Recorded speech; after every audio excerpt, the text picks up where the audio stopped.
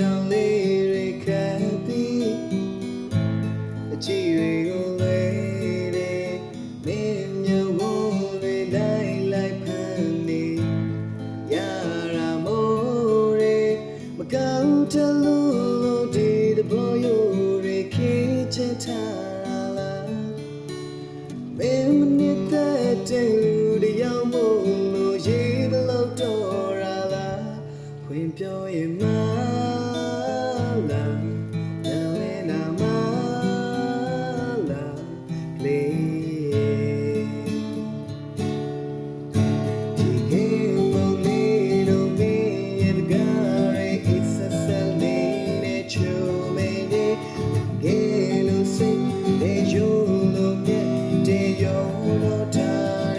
ချစ်လို့ပဲ